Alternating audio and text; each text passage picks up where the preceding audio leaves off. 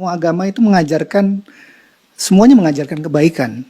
Jadi apa harus kita berbeda dengan itu? Anda merasa benar sebagai Muslim, sedangkan yang lain juga mengajarkan kebaikan. Mungkin pemikirannya saja. Semua agama itu mengajarkan, semuanya mengajarkan kebaikan. Jadi apa harus kita berbeda dengan itu? Mungkin kadang-kadang kita diajukan dengan pertanyaan itu. Anda merasa benar sebagai Muslim, sedangkan yang lain juga mengajarkan kebaikan. Gimana kita mensikapi? Baik, gini Mas, konsepsi agama itu kan bisa diuji dalam 3 aspek. Ya. Satu aspek ketuhanan, teologinya. Yang kedua aspek ibadah, tata cara dia ibadah. Yang ketiga muamalah, yang mengatur pedoman dalam berinteraksi secara sosial. Ya kan? Oke, boleh jadi di aspek yang ketiga, semua menunjuk kepada yang benar. Mengajarkan interaksi yang benar dengan sesama. Silahkan Anda cek ya. Pasti semua agama mengatakan harus jujur, nggak boleh mencuri, kan? Nggak boleh berzina dan sebagainya. Jadi kalau ada yang membolehkan berzina, menipu dan sebagainya, dipertanyakan konsepsi keagamaannya. Di aspek yang ketiga ini, secara hukum sosial, semua bisa sepakat. Tapi dikatakan agama harus memenuhi unsur 2 lagi. Konsepsi ibadahnya bagaimana? Di agama pasti ada ibadah, karena ibadah itu konsekuensi dari keadaan seorang hamba yang menuhankan sosok Tuhan. Pembuktian dari sifat menuhankan itu adalah ibadah. Harus menyembah Tuhannya. Bagaimana konsepsinya? Caranya bagaimana dia beribadah? Diatur tidak? Cara dia ibadah seperti apa? Ditunaikan kapan? Bagaimana teknisnya? Apa maknanya? Apa hikmahnya? Apa implementasi ibadah itu bagi kehidupan? Di titik ini pasti akan ada perbedaan. Saya sebagai Muslim, ya, dengan saudara-saudari kita sebangsa setanah air dan non-Muslim, konsepsi ibadahnya pasti beda. Ya, saya di Islam. Kenapa saya meyakini Islam misalnya? Karena konsepsi ibadah saya, ya, yang saya jalani dalam Islam, itu menurut saya yang paling sesuai, paling lengkap, paling akurat, paling rasional. Ya, dari sisi sholatnya misalnya, ibadah pokok itu kan sholat. Waktunya jelas diatur. Kapan saya mesti sholat? Panggilannya jelas. Kemudian bagaimana penampilan saya saat akan menunaikan sholat jelas. Apa yang harus saya lakukan sebelum sholat jelas. Sebelum sholat kamu wudhu dulu. Ada langsung firmannya dari Allah. Bukan rekayasa manusia. Bukan buatan Nabi Muhammad SAW. Kan? Langsung dari Tuhan. Nih, Quran surah ke-5 ayat yang ke-6. Ini cara wudhunya begini. Diatur. Diterangkan oleh Rasul. Begini prakteknya.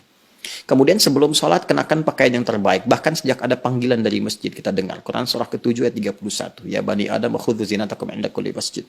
Kemudian setelah itu diatur bagaimana cara memulai ibadahnya. Dari mulai takbir pembuka sampai dengan salam. Dijelaskan selain cara, maknanya apa. Kenapa tangannya begini. Kenapa bacaannya ini. Artinya apa. Hikmahnya apa. Lalu kaitan dengan implementasi kehidupannya bagaimana. Apa dampak sholat kepada kehidupan. Turun banyak ayat. Inna salata tanha anil fahsya'i wal munkar. Quran surah ke-29 ayat ke-45.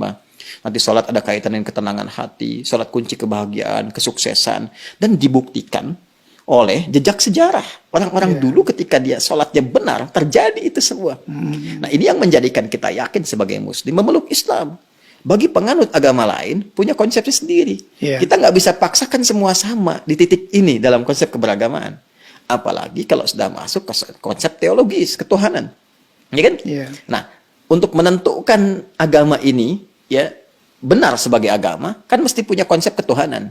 Nah, Islam pun menawarkan kepada kita secara ilmiah dan objektif untuk menguji bagaimana sih standar untuk menetapkan zat itu sebagai Tuhan, ya kan?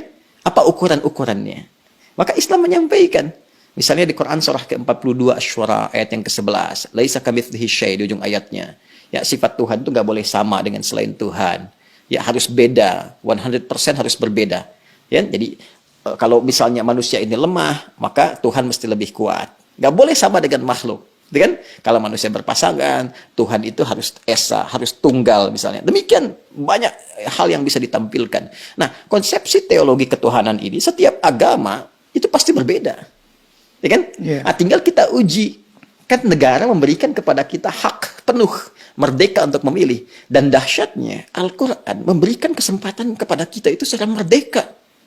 Terbuka untuk memilih. Bahkan dalam aspek teologi, di Quran surah ke-47 Muhammad, ayat yang ke-19, kata Allah, fa'lam.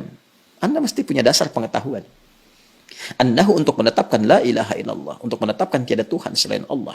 Jadi untuk menetapkan konsep ilahiyat, teologis, ketuhanan, yang meyakinkan kepada kita, oh ini Tuhan saya Allah. Ya kalau ditanya kenapa Anda nggak pilih Tuhan yang lain, kata Allah, Anda jangan sekedar bersyahadat misalnya, mengatakan asyhadu an la ilaha illallah. Itu syarat pertama menjadi muslim, syahadat.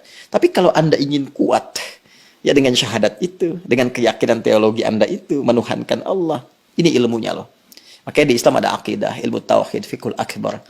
Nah, jadi boleh jadi semua agama itu punya konsepsi yang sama dalam aspek muamalat, interaksi sosial yang membawa norma-norma kehidupan dalam ragam interaksi sosial. Tapi bisa berbeda dalam konsepsi ibadah dan ketuhanan. Dan aspek ketuhanan yang paling pokok. Ya kan? Iya, iya. Jadi kalau semua sama, berarti kan mesti ada yang spesial yang beda kan? Ya, betul. Nah, itu yang menjadikan Anda, saya, kita melihat yang spesial ini bagi saya. Konsepsi Islam sangat jelas, tidak ambigu. Ya, menentukan ketuhanan jelas. Fa'lam annahu la ilaha illallah. Innani anallahu la ilaha illa ana fa'budni. Ya, saya Allah, kata Allah, nggak ada Tuhan yang dipertuhankan selain saya. Ya, maka sembah saya. Nah, saya mencari, saya membandingkan, melihat dengan keyakinan lain, saya temukan yang paling jelas. Tidak ambigu, tidak susah dipahami sebagai muslim ya. Ya, dan saat yang bersamaan ketika kita meyakini Allah pun sebagai Tuhan, memeluk Islam, beribadah dalam Islam, saat yang bersamaan tetap diminta oleh Al-Quran, la ikraha fid din, gak boleh paksa orang. Betul. Indah gak? Iya, indah sekali. Lakum dinukum waliyadin. Hormati keyakinan orang lain. Kamu meyakini Islam sebagai agama yang benar, ya, tapi hormati orang lain juga. Ya, jelaskan keislaman Anda itu lewat penampilan Anda, karakter Anda, perilaku Anda, sifat dan sikap Anda. Kalau ditanya, jelaskan, jawab, dan sebagainya. Masya Allah. Indah nggak? Indah, Pak. Ya, jadi di situ titik perbedaannya. Jadi nggak bisa kita katakan semua agama sama, karena konsepsi dasarnya itu berbeda. Iya, iya. Paham sekarang ya? Betul, betul. Nah, kalau paham berarti nggak ditanya lagi. Ya, mungkin kita luruskan, Ustaz. Jadi, Berarti ada yang bengkok. iya.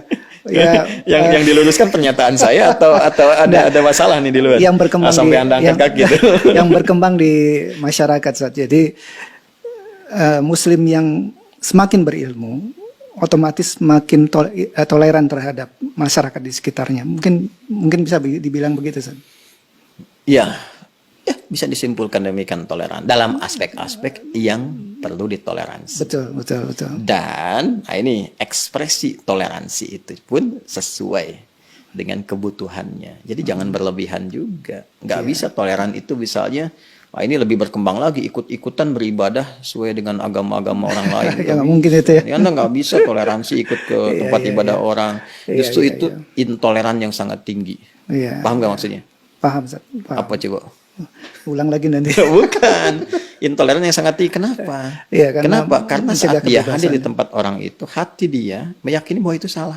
Iya, iya. Tapi dia terpaksa hadir di situ untuk mewujudkan konsepsi yang salah.